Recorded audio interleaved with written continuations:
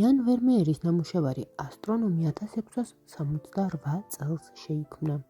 ვარაუდობენ, რომ ვერმეერმა ნიდერლანდელი ბუნებისმეტყველი, მეცნიერული მიკროსკოპიის ფუძემდებელი, 1680 წლიდან ლონდონის სამეფო საზოგადოების წევრი ანტონ ვან ლევენჰუკი გამოსახა.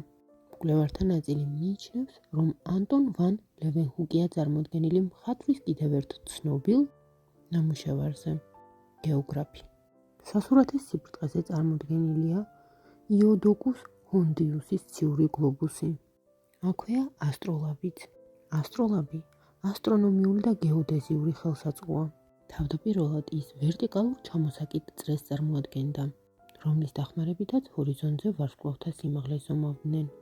მე-18 საუკუნემდე მას აქტიურად იყენებდნენ ასტრონომიული და გეოგრაფიული გამოკვლევებისთვის. მინდაინდან წარმოდგენილ კომპოზიციაში ასტროლაბის მხოლოდ გარკვეული ნაწილი ჩანს, უკეთ რომ წარმოიდგინოთ, როგორ გამოიყურებოდა ეს ხელსაწყო, მაგალითისთვის მე-18 საუკუნის სპარსული ასტროლაბი ჩავრთე ვიდეოში. ციური გლობუსისა და ასტროლაბის სიახლოვეს ნიდერლანდელი ასტრონომის მეთიუსის წიგნი იქცევს.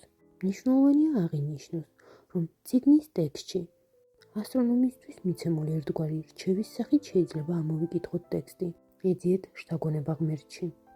ხის გარადაზე გაკრული რუკა შეიძლება მოვიაზროთ როგორც პლანისფერო.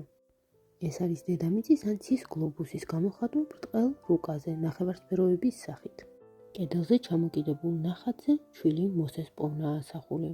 აქვე გეტყვით იმასაც, რომ ეს ნახატი ვერმეერმა კიდევ ერთ მოგვიანებით შექმნილ ნამუშევარში ჩართო. ნამუშევრის სახელწოდებაა ქალი, რომელიც წერილს წერს და მისი მოახლე.